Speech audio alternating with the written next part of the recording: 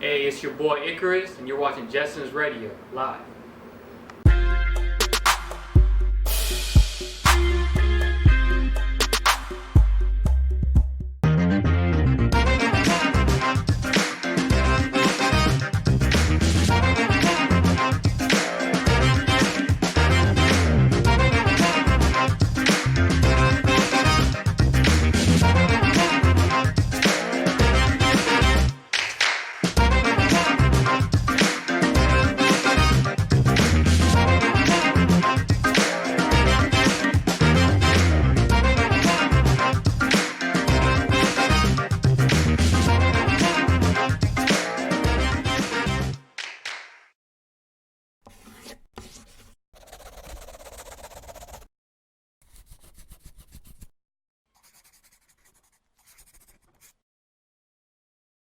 What's up? It's Will Simpleton, and you tapped in with Justin's Radio.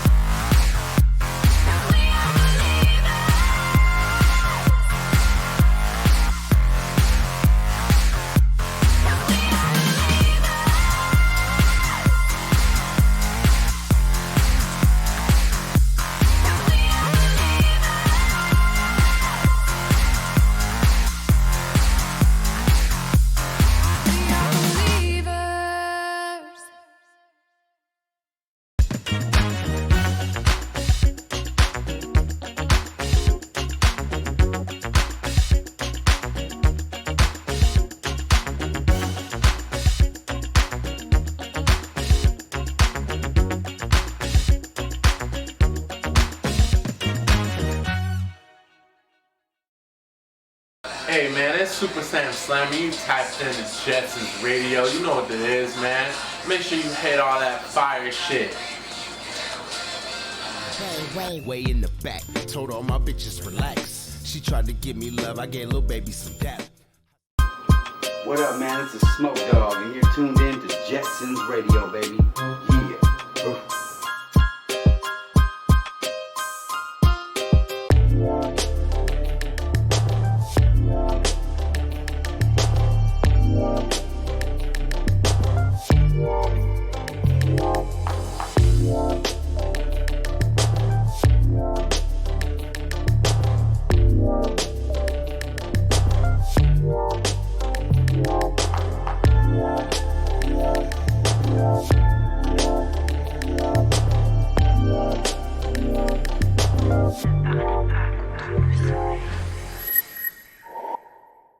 Hey, it's your boy Inquires, and you're watching Justin's Radio live.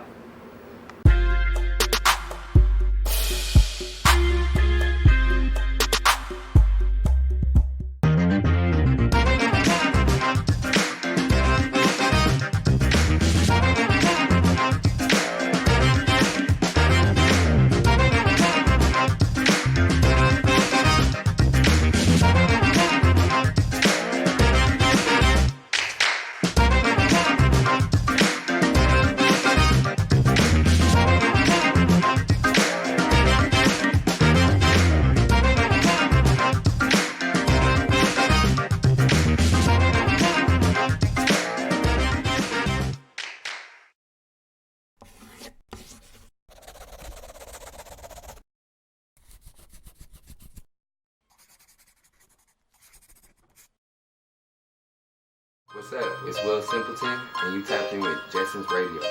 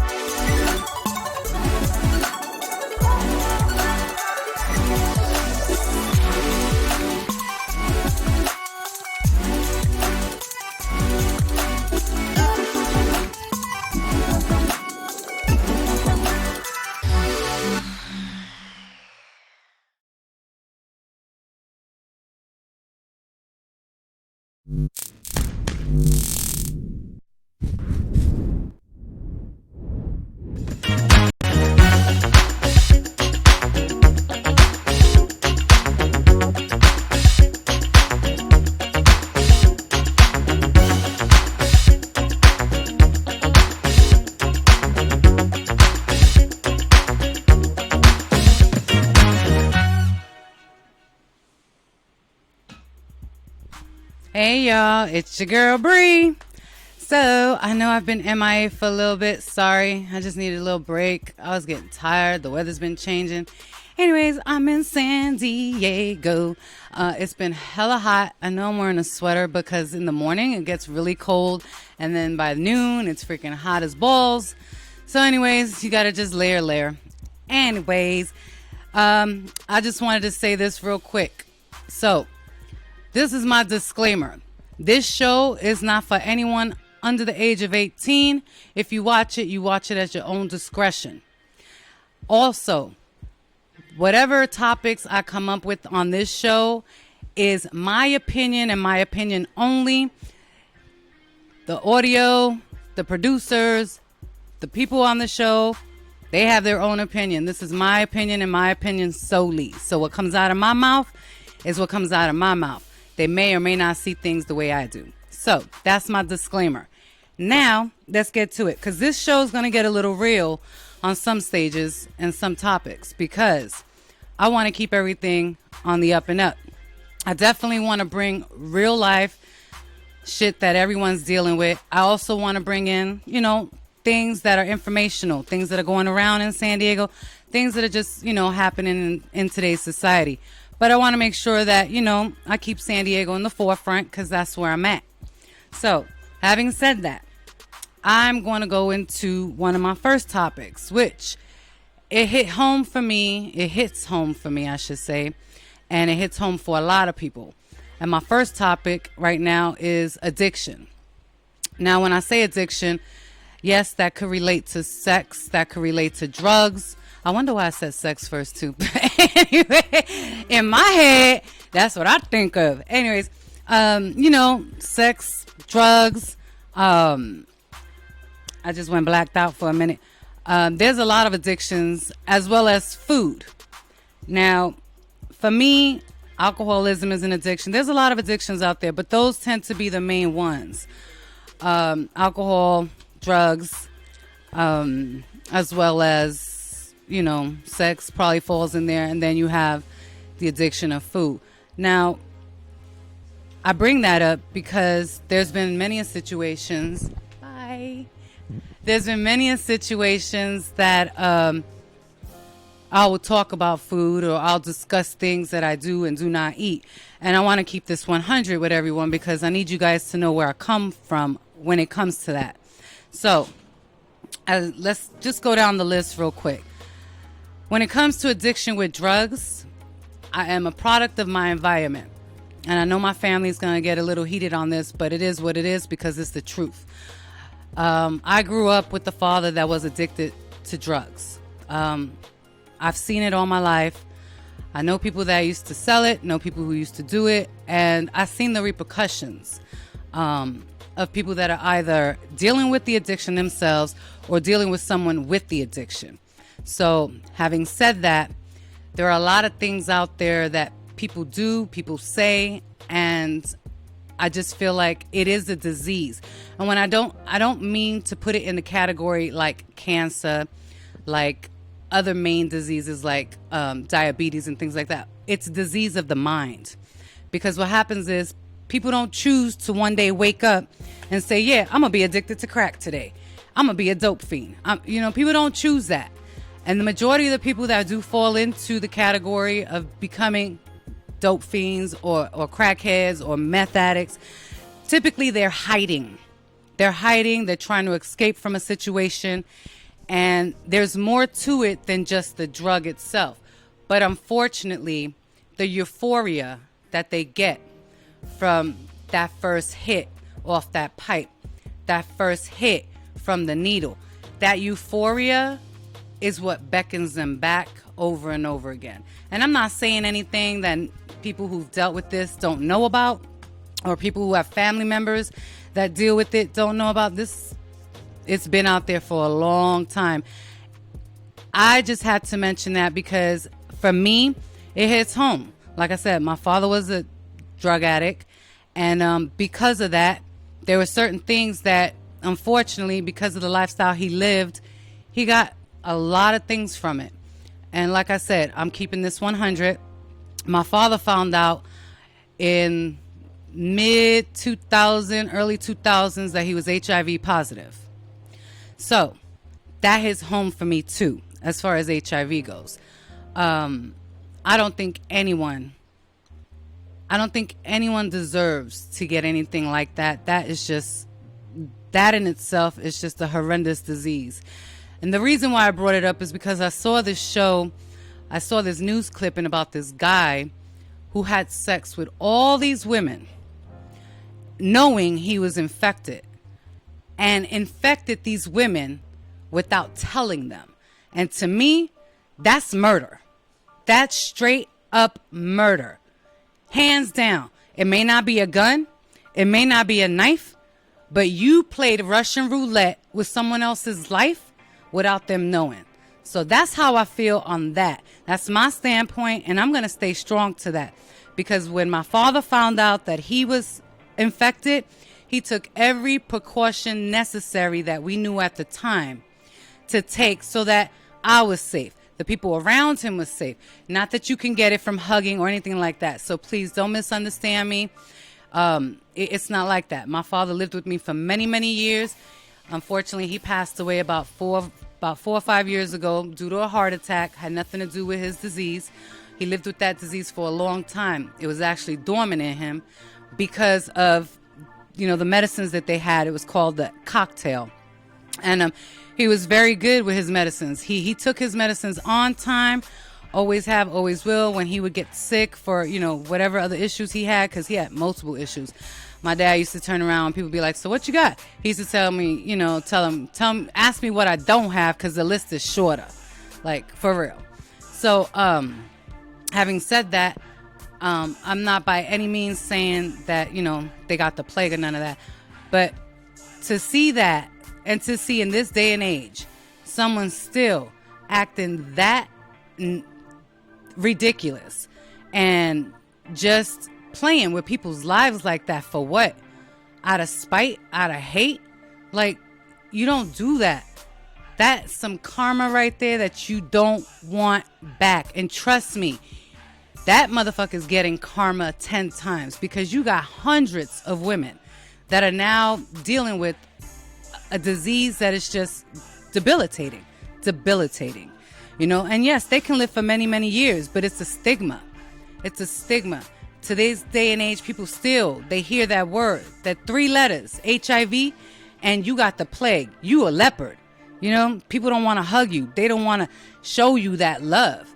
So I say that because, like I said, I read that article and I was just devastated. I was devastated. So I wanted to share that because, like I said, that's a part of me. That's a part of my life. My father had it. May he rest in peace, Pop. Love you. And, typically this show, I'm high and kikiing and all that. And I do. I laugh about shit. But that right there is no laughing matter whatsoever. Period. So that's my standpoint. And like I said in my earlier statement, these are my opinions. What I talk about on my show is my opinions. The people that are around me may or may not feel the same way. And that's okay. We can agree to disagree because that's what grown folks do. Anyways, now, if you know someone who's dealing with an addiction, definitely, there's this thing called hard love, or what is it? Yeah, it's hard love, right? Is that what they call it? Like, where you give someone, like, you want to tell them the truth, and you got to throw it in their face to think that that's going to wake them up, to think that they're going to stop doing what they're doing because their child is crying for them, or because their mother's crying because they've been in and out of incarceration, because they're either caught doing the drug, they're caught selling the drug, they're caught robbing for the drug, they're caught doing things because they're addicted. They're a fiend, regardless. They're a fiend. So they're going to do whatever it takes. So, you have people that unfortunately want to give tough love. And sometimes that works. That can work for some people. But in my opinion, and from what I've seen, they are only going to change if and when they hit rock bottom. And not everyone's rock bottom is the same. What your rock bottom is not what my rock bottom is. You may think that just because his wife left him, he will change. Or just because his baby got hurt, he will change. Just because his mom passed and didn't see him do the right thing, that he's going to change. That's not the case. It's not the case. And it doesn't mean that they don't have feelings. It doesn't mean that they don't love their family. It just means that that demon got a hold of them. And until they feel that they've hit rock bottom, whether it's being homeless. I've known dudes that were homeless and still were looking for the needle, still looking for that pipe, still looking for whatever it is that they were doing because they didn't hit their rock bottom. Then you got some people that, boom, it could be the smallest thing. And that's their rock bottom, and they see the light and they go get help and they seek out, whatever programs they need to seek out and figure out, their path. That right there is a daily struggle for them. A daily struggle. I used to go with my dad to NA meetings and sit there, and everybody would be like, my name is so and so, and I'm a dope fiend, and my name is so. And being the child of someone who's been an addict, you see this person and you're like, whoa, you think as a child that it doesn't affect you. People may think that it affects you negatively, or, you're going to end up being like that. And that's not always the case. It depends on the person. It depends on you as an individual, how you take the information that your parents, your uncle, your brother, your sister, whatever they've done, and you've seen that they've done negatively, whether it's drugs, whether it's alcohol, it depends on you. Because eventually you hit an age to where you have to own up to your own shit. You can no longer blame, my dad was a dope fiend, so this is why I'm like this. My mom was this, so this is why I'm like that. I was raised by this. You can no longer use them as an excuse. At a certain age, you got to realize and look yourself in the mirror and be like, look, I'm in this situation because of me. Because of me. Did I have a good start in life? No, I didn't. Was it rough? Yeah, it was rough. But now you got to take matters into your own hands. You got to finally wise up and say, yo, I'm in this situation. I'm incarcerated, or I'm in the streets because of me. My mother, my father, my brother, they did what they did. But this is my choice. At some point in your life, you got to realize it is now your choice. It is no longer acceptable to use what you did, how you grew up in the past as an excuse to be a better person, to be a productive citizen, And it can be anything, whether it's just finding a job, whether it's taking care of people, whether it's finding your calling, and maybe you want to help the homeless. Maybe you want to turn around and help someone whose father, whose sister, whose brother's addicted, or, go to the hospitals and show these people who have these diseases that there's someone out there who loves them, that they're not leopards. It's up to you, whatever it is that you want to do. But like I said, at some point, you got to own up to your own shit. Because blaming mommy, blaming daddy, blaming your sister, your cousin, your brother, your grandma, that shit gets old after a while. You in your 30s still blaming them? Nah, you need to grow the fuck up. Straight up. You need to grow up and get yourself some motherfucking big girl, big boy chonies, some underoos on, and own your own shit. Because at that point in your 30s, it's a wrap. Don't nobody care what kind of childhood you had. It is what it is. You make the best of what you got, and it's up to you. So I say that when it comes to like the drug situation. Like I said, I'm very passionate with that.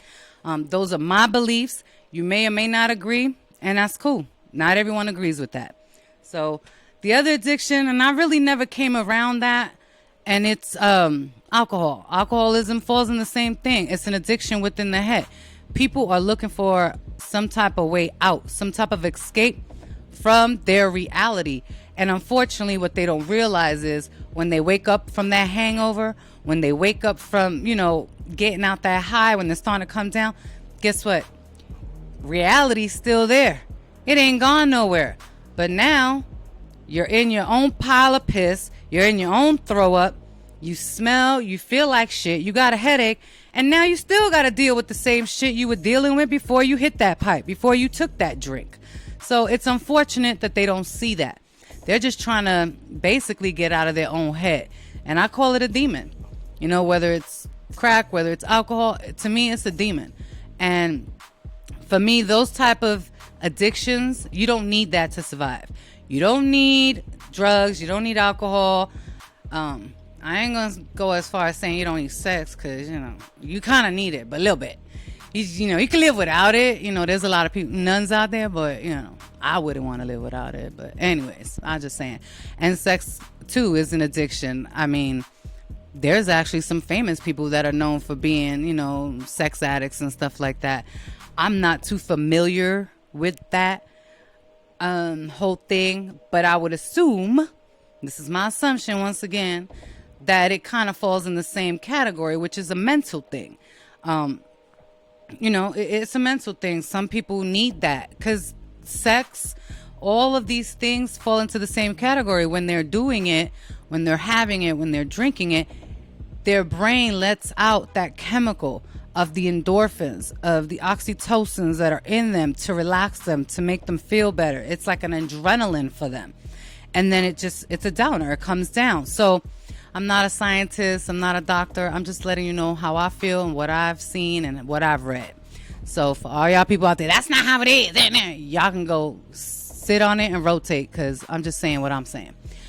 But anyways, that's my whole thing. Now, to me, the reason why I brought all this up is because the one addiction that I think, bar none, and I don't really think people realize how hard this addiction is when you're addicted to food.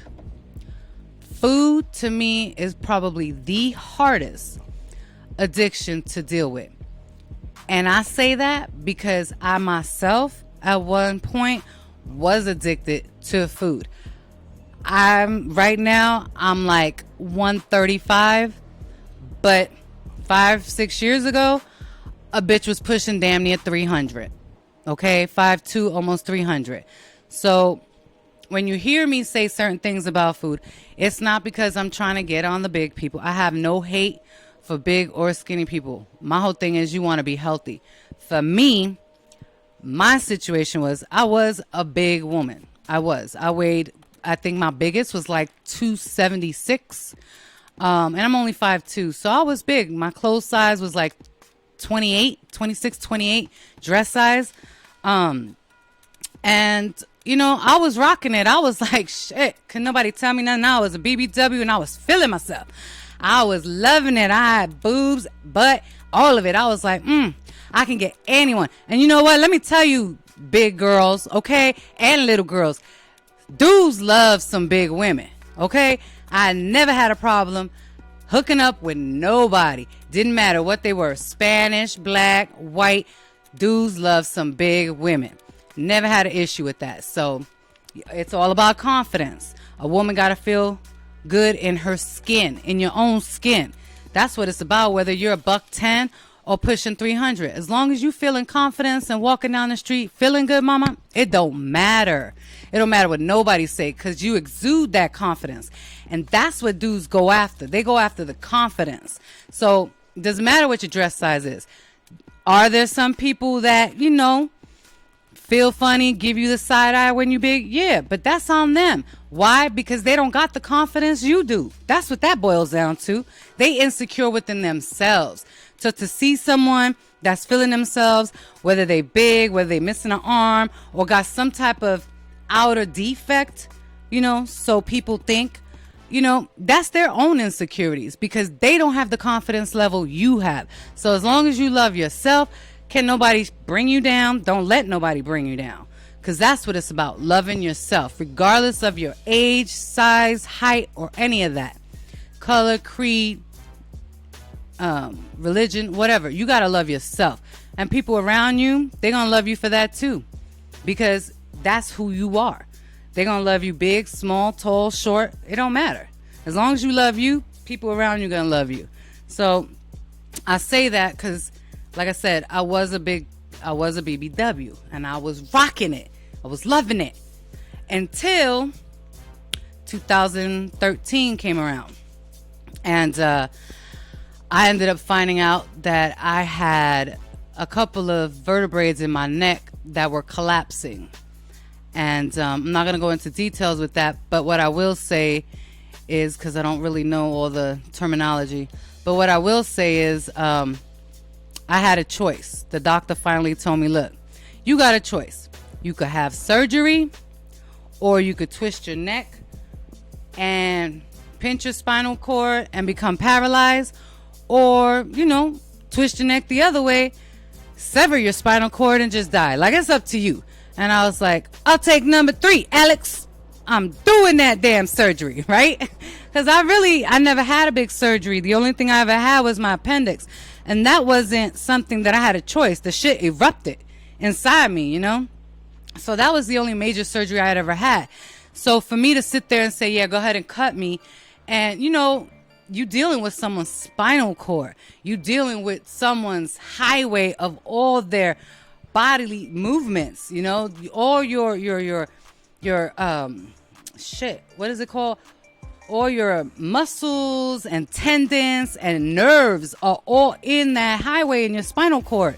They down, up and down your spine. So that shit was mad scary for me. It really was. Like, I really thought about it. I had to say, look, doc, I need a minute. You can't just throw life or death shit at me and expect me to be like, boom. So I needed a minute. And I took my little minute. And about a month later, I was outside and I had a patio. And I was smoking a cigarette. And I came inside. My father was sitting down. And I came inside and I opened up the door. When I opened up the door, I heard something pop in my neck. And the minute that pop came, my shoulder dropped, my arm dropped. And the pain that was in my arm was excruciating. It felt like it was on fire, like somebody literally lit my arm on fire. Sorry, my bad. That's the Starbucks. Anyways, also, my arm didn't move. My arm would not move. That to me was the most craziest shit. To look at your arm, to look at your limb, and in your head and verbally say, move, and that shit's not moving. My arm was paralyzed. I could not even describe the shit that I was feeling at that time. So my father and a friend of mine, my sister, my play sister Sandra, yes, I say my play sister because she got all crazy. I'm not your friend, I'm more than your friend. So I had to say that. My play sister Sandra, she took me, rushed me to the hospital, went to the ER. I'm paralyzed, like, for real. I lifted my arm through lifting my jacket like this, like paralyzed. Went to the hospital. They gave me a shot. They did what they needed to do. Within 2 days, I was starting to get movement, ended up going to physical therapy, all that. That's the minute I was like, yeah, I need to have this surgery, because to me, that was like a God revelation, like, oh, bitch, I paralyzed your arm. What more do I have to do? So, and my daughter was young, so I'm like, yeah, I need to do this surgery. I went to the doctor. my surgeon and I said, you know what? Go ahead and sign me up. I asked him, because I was big. I was like, look, doc, what about if I lose, 100 pounds? And he told me, you know what? Losing that weight will help. But at this point, you too far gone. So you need the surgery regardless. Afterwards, if you want to drop the weight, that's going to help you because it won't pull so much on you. So I was like, okay. That's what I did. I went and had the surgery, and I have the scars on my neck to prove it. So if you guys are like, yeah, she got a weird, yeah, I got scars on my neck. Surgery went great, all that.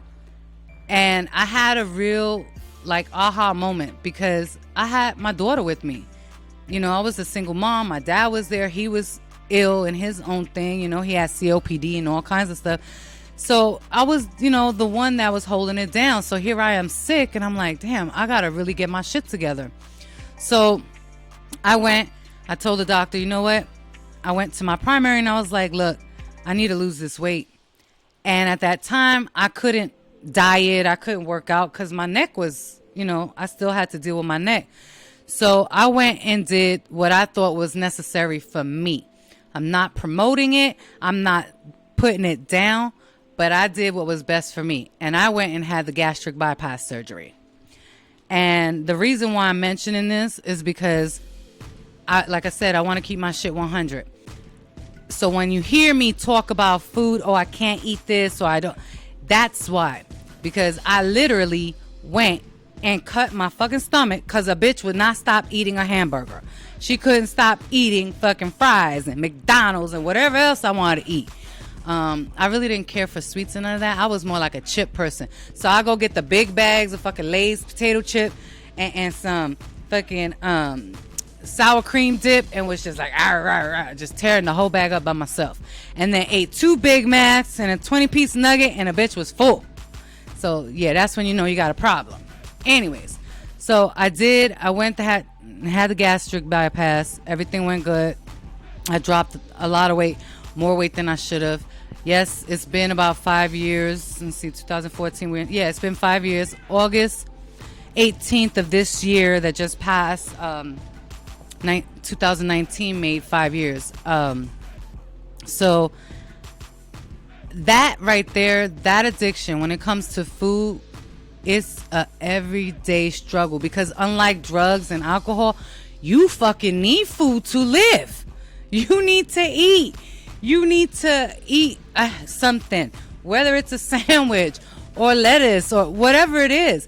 You need to eat to live. So for me and anyone else who's ever dealt with a food addiction, that is by far the hardest one to break, because how can you sit there and monitor the drug that you are addicted to when it's something you fucking need to live? Like, that right there is just, it boggles me. It really does. It boggles me that people sit there and they have their jokes about people doing certain things in the bypass. So now they got this other thing too, do the lap band and whatever. It's hard. Like, that struggle right there is hard because everybody, anything that's breathing has to eat. A lizard, a cat, you have to eat to survive. So if you overindulge in food and you use that as a mechanism, as your drug, because that's what it does. People don't eat just because, oh yeah, I'm a big girl and I'm gonna eat because, no, it's still a chemical release within their brain. It makes them feel a certain kind of way if they're depressed, if they're anxious, if they got anxiety, if they're fucking horny. After you have sex, motherfuckers be wanting a sandwich. Why? Because you gotta eat. You have, it's a chemical within your head that it releases. So when I say that, I think about it and I see some kids that struggle with it. And it's like, it's all about habits. For me, it became a lifestyle. It became a way of, when I had that surgery, I was like, whoa, I literally cut myself because I was addicted to food. So now in my own head, I was like, Bri, you need to take control over this shit. Because unlike drugs, unlike alcohol, even unlike sex, even though I don't like to admit it because a bitch like having sex, but those three things, you don't need that to survive. You don't. So food you do. So I had to really come into myself and be like, you need to handle this shit. You need to handle it. So for all you women and even men that are watching that have dealt with, whether it's the gastric, whether it's the lap band, whether it's the sleeve, or even if you ain't never had that and you going on crash diets or you dealing with it, comment down below, because trust me, been there, done that, and it's a everyday struggle. There's times that I'm just like, you could literally eat yourself back to that. I could gain the weight if I wasn't mindful, if I wasn't, I have to keep what I went through in my head. It's a constant struggle. So I say that because I know there's some people that are totally into the gym and that are all about health, and that's great. That's your thing. But don't go sitting there downing anybody else for what they're doing or what they're not doing. Why don't you try to help them? Why don't you try to guide them correctly? Show them some empathy, show them some love, some support. Because just like any other drug, it's a mindset.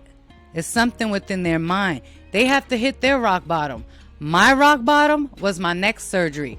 My neck surgery was my arm being paralyzed. It took for my arm to be paralyzed for me to get the wheels in motion. So I wanted to say that because I don't want anyone watching me thinking that I'm sitting there bashing thin people, big people, whatever. I have my own story and I feel how I feel. And yes, I still eat. I eat burgers. I eat a half a burger. I eat whatever I want. I save the other half for later. That's me. That's what I do. But anyways, I just want to let y'all know that there's support out there. And when I did mention a couple episodes back about me not liking, certain things, and I want to have my little breastises done and stuff like that, that's part of it. Because I lost a lot of weight. And, I ain't a young chicken. So shit's just sagging and flapping all over the place, I'm sleeping, I go to the left and my tits stay to the right. That ain't cute. That is not cute. So I just want to say, you got to love yourself and do what you feel is right for you. Anyone who needs any type of moral support, anyone who you need to talk to, I will give you my best advice. I'm not one to tell you how to live your life, but I'll be there to support it. Whatever angle, everyone who knows that's in my circle knows how I roll. I will give you my advice. Whether you choose to take it, that's on you. But I'm there for you to pull you out, and I'm there for you to cheer you on. Whichever way the ball rolls, I'm there for you. I'm never going to be the one to down you however way you go. And like I said, when it comes to addictions, for me personally, I think the food addiction is by far the worst one. There's a lot of places that you can go to. There's a lot of help that's out there for that. And just know that you ain't the only one that's dealing with it. As well as with, drugs, as well as with alcohol. There's other people that are dealing with that. And I don't even know, and there might be. So forgive me for my ignorance. There might be even support groups that do AA, but Food Anonymous or something like that. Have you ever heard of that? Do they have a Food Anonymous or where they go and they help people? If anyone does know, please comment below. Let me know, because right now I'm just showing, I don't know too much about it. I just know my own struggle. I know the people around me, their struggle with that specific addiction. And so yes, my name is Bri, and I'm addicted to food, and it's an everyday thing. So on that note, I'm going to go ahead and take a quick break, and I'll get back at you.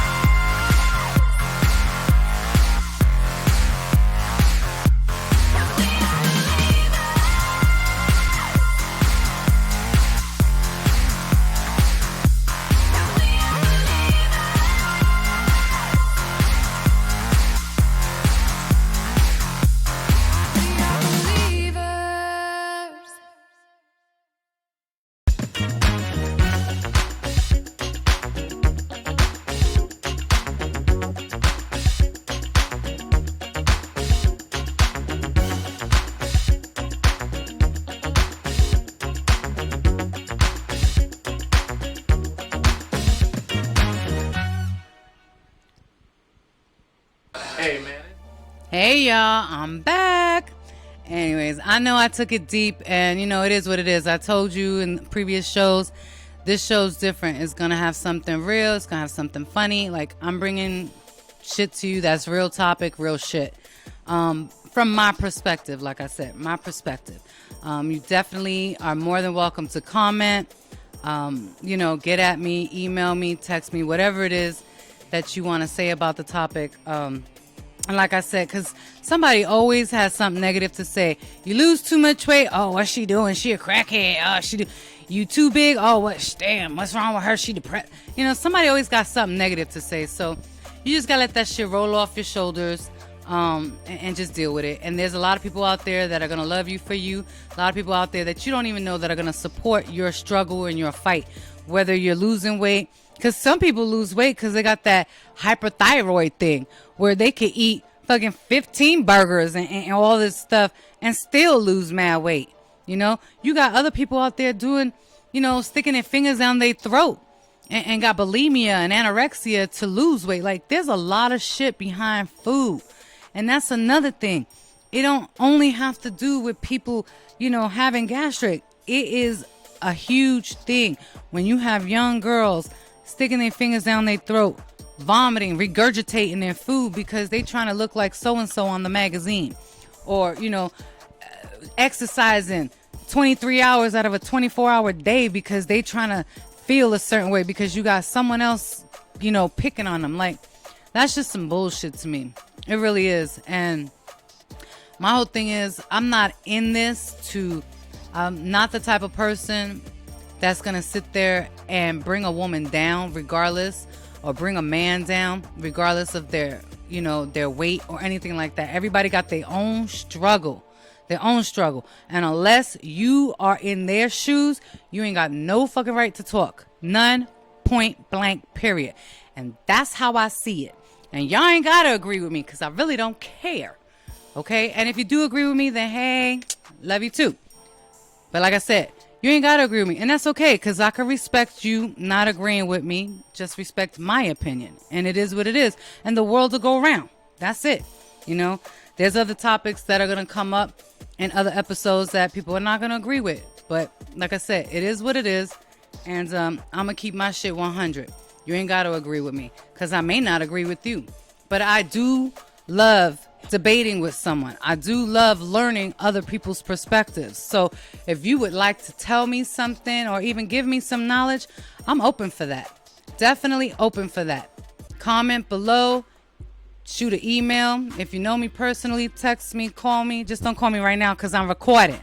But having said that, like I said, a lot of people want to bring each other down. And most of the time, that's the people that do that have their own insecurities, and they just hating on you because you feel a certain kind of way. You got your own self-esteem up. So don't let nobody knock you down regardless of what it is your struggle is.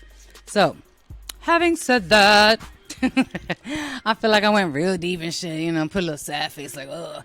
But it's a real topic, and, I feel that way, and I feel like it needed to be brought out. And there's other topics out there that need to be brought out, and I'm going to bring it. And I was also thinking in my little hiatus I had a couple days, I'm going to start bringing people on here and talk to them and see what their point of view is on certain topics so that it's a universal thing. So that you could see that two people could actually sit down and talk and debate about a topic that they may not agree. They may not see eye to eye on things, but you can still learn from that person's perspective because they may say something that you, oh shit, I didn't even think of it that way, or I didn't even see it that way. So I'm all for that. I'm all for grown folks talking and keeping shit real and upfront. So that's my take on it. Anyways, we're going to get a little more lively because I know everybody's like, damn, she got me over here with some napkins and tissue. So, like I said before, I love me some Halloween, and I did promise that I was going to bring up some more places that you guys could check out in San Diego, and I definitely want to do that because there are some good places that I found out. So the reason why I'm looking away, y'all, is because I got it on my phone because, you know, bitch got ADD or HDD, whatever, and I can't remember shit. So I thought write it down or type it. Anyways, one of the places, and this is not just for Halloween, you can actually check this place out all year round. They closed, I think, on Sundays or something like that. But it's the Whaley House. The Whaley House in Old Town, San Diego, in Old Town. They have this Whaley House, and it's a historical building. It used to be, I believe, San Diego's first courtroom, and they used to also do executions there and stuff like that. They give you the whole rundown. I can't remember exactly how it went because it's been a minute. But the one reason I bring that up is because the Whaley House is actually certified by the government. Not that that really means shit because the government be sucking ass half the time. But anyways, it's certified haunted. Like, they for reals are haunted. As soon as you walk in, it says the Whaley House is haunted. That doesn't mean you go in there and fucking poke the dice and shit's flying. But, you know, you may or may not see some unreal shit. So check out the Whaley House. Kids can go to, I don't know the hours. I don't know how much it is. Y'all motherfuckers can Google that shit. I ain't your mama. I'm just telling you places you could go. Now, there's sometimes I may or may not tell you the hours and how much it is, but right now I ain't doing that. I ain't have time for it. But check it out. It's in Old Town. It's called the Whaley House. And they also have, I think it was San Diego's first cemetery, too. So check it out. It's a great history, but it is haunted. So, like I said, that's a good spot to go if you want to get a little scary. The other place is... and this is a new spot, and this is only during the Halloween season. It's called Salem's Haunt in Mira Mesa. And that is on Elm Street in Mira Mesa, and you can Google it. I believe it's a couple of houses that are together that get, you know, open up their house, and they do like a haunted house. And I actually went to one, I believe it was about a year ago. It was 2 years ago. And that was like, listen, I love Halloween, but I'm scary. I don't care. That shit scares me all the time. So I went in there and it was really good. It was really, really good. So check it out. It's in Mira Mesa. It's called Salem's Haunt. You can Google it. Just put Mira Mesa in it and it'll come up. It'll give you the times, the hours. I believe there is a age limit. I think it was 10, if I'm not mistaken. But like I said, you can Google it. They got a website. Check it out. Now, the one I want to really talk about, and I found this place, and this place is crazy. Oh my God. Like, I'm not even trying to do this. This is like a haunted house to the extreme. And this is called, I have to spell it too, McCary's Mansion. And I'm going to spell it. That's McKaMey Mansion. MANOR. Manor. My bad. Manor. See, a bitch is illiterate. McCary's Manor. That is in Camino del Norte. The zip code is 92128. That place right there, listen, that place right there is no fucking joke. When you Google that and you check out their website, that is a haunt to the extreme. What they will do is they will take you, blindfold your ass, put you in a building, and like you have to sign crazy waivers. Let me read some of this. You got to be 21 and over. You have to have a doctor's notice saying that you are physically and mentally cleared before you can go into this spot, okay? You got to get a background check to go into this spot. You also have to be pre-screened. They will pre-screen you, and if you have an iPhone, they will FaceTime you, or they will do what they call Facebook time, which I never even heard of, but it's on their website. This right here is no joke. Like, I was looking at that. They give you a paper. You have to sign it and everything. You tell them what's your worst fears. Like, anyone who knows me knows that I have a mad phobia when it comes to mice, rodents, rats, anything having to do. And yeah, I know I'm from New York, but whatever. I can't stand them creatures. Like, I have snakes. I don't mind nothing else. But those creatures right there, I will be climbing the walls. I will knock down my own grandmother. Love you a lot, but I would, to get out of a spot if I saw a rat. Like, I can't fuck with them creatures. None, period. I can't. So you have to put down on that paper what's your worst fear. And what they do is they literally make that shit come alive. Your worst fear. Oh my God. I've seen some of this. Like, this dude, his worst fear was, and you can't have claustrophobia. Can't be claustrophobic because they put you in tight spots, and I'm claustrophobic. So trust and believe, Bri will never, ever, ever, ever, ever go to that one. However, if you feeling brave and you feel like you can handle it, check it out. I'm going to spell it again. It's McKamey, Manor, Manor, and it's in Camino del Norte, zip code 92128. It's in Mira Mesa. Check it out. It's only during Halloween. That place is mad legit. Like, it's some real scary shit. You are literally living, and they will tell you on their website, you are literally living your own haunted movie. Like, no joke, your own scary movie. They will put you in a room. Like, for me, they'll put me in a fucking room of rats, and a bitch gotta escape. Listen, I'm a pass out. Like, I'm a die. I'm a die of a heart attack, and that shit could be legit. And Shorty, you the one with the MD and all that. You the person that know all the medical stuff. People could die. Scared. Being scared, your heart could really stop when you that scared. And a bitch would die. I would die. Like, I'm not kidding. I'ma die. Put me in a room for the mice and rodents and shit. I couldn't do it. Couldn't do it. That's my worst fear, my worst nightmare. And I don't care whoever's in front of that door is getting knocked the fuck down. Sorry. It's just, I gotta get out. So, whatever your worst fear is, they want to know. People who are claustrophobic, they're going to stick you in a little tiny ass room. They're going to put you in a box. You scared. Oh my God. Like, y'all got to check that out. That shit is mad scary. And if you do go, please comment. Let me know what you thought about it, because it looks so cool. It looks so cool, but I honestly, I really can't. I can't do it myself. But anyone who feels that they can, please let me know. And I would love to talk to you. I may have you on the show. Just, I want to know. I want to know if it's really as scary as it looks. Because I've seen some of them little videos they got on their website. And I couldn't do it. Woo, child, I couldn't do it. Anyways, so having said that, check those spots out. Let me know. You got the Whaley House down in Old Town. You got Salem's Haunt in Mira Mesa. And you got the other spot, McCarium's. How do you pronounce that?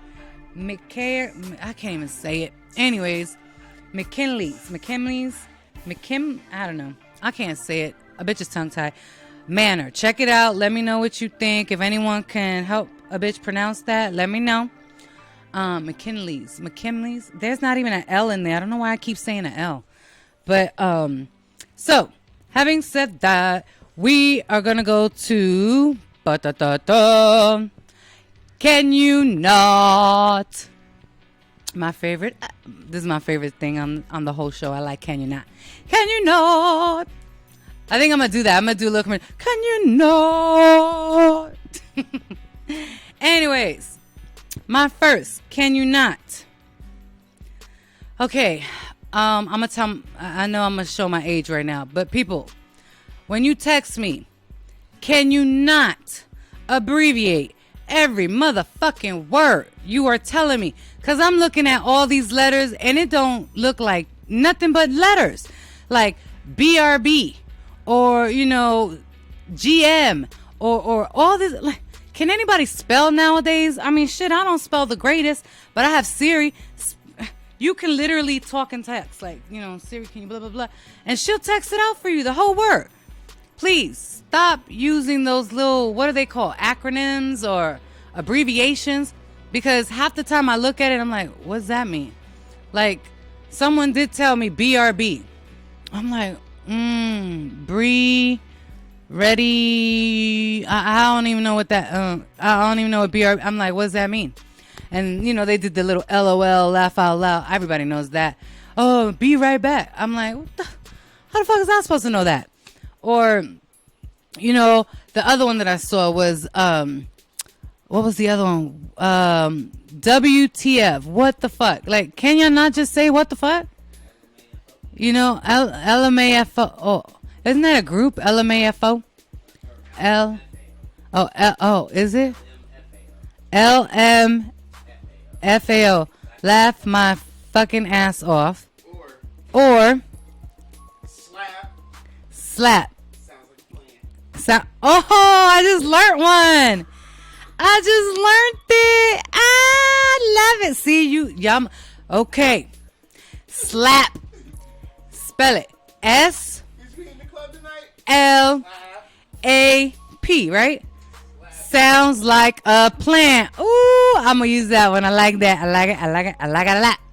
Ooh, I just learned. Okay, there you go. See, y'all gonna learn some shit on this show. That's what I'm saying.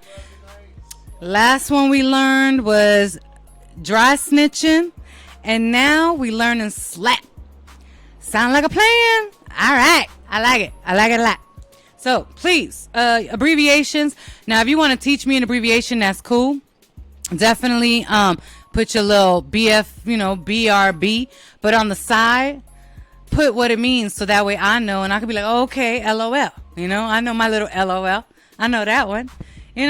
So just remember, I'm not in my 20s and shit. Anyway, so that was my first. Abbreviations, please, people, spell it out, because I can't. Half these things, I just can't get with it. Now, my daughter's the one that helped me come up with this concept, the whole can you not. So this one goes out to her, and this is a huge thing with me too.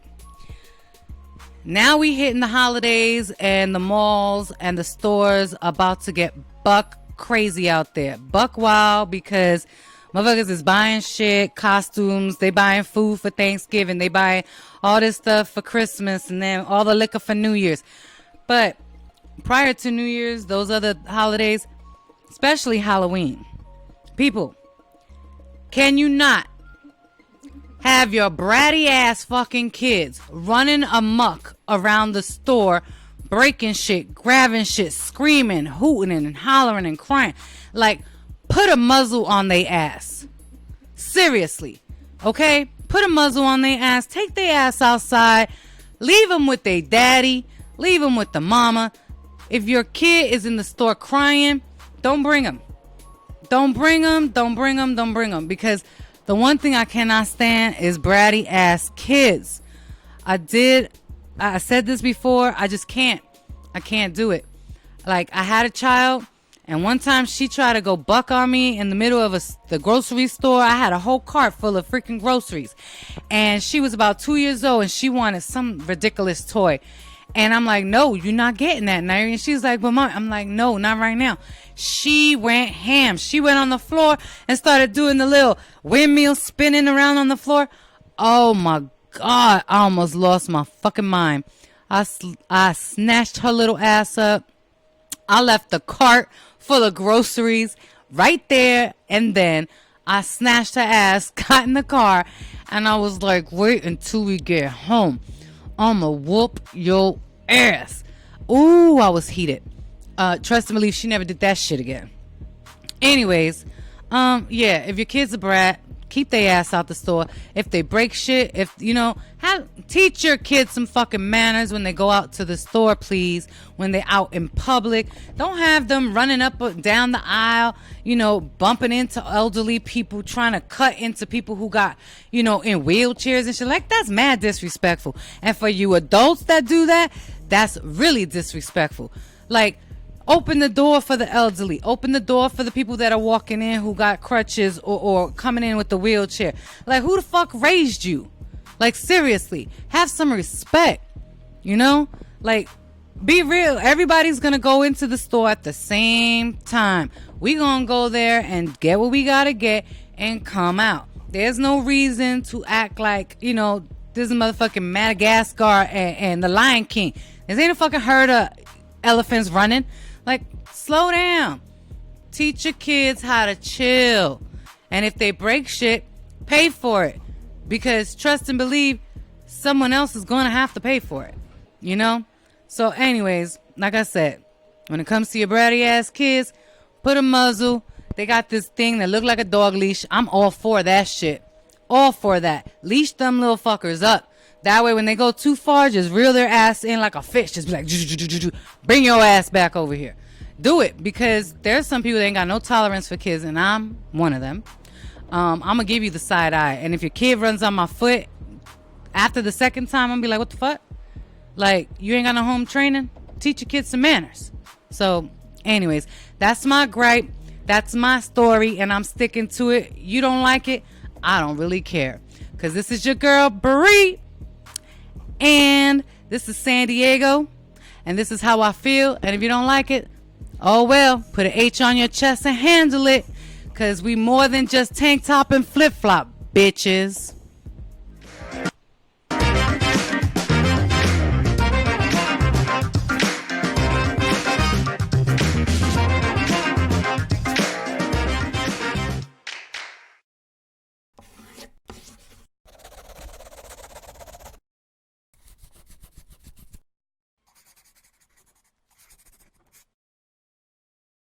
What's up? It's Will Simpleton, and you tapped in with Jetson's Radio.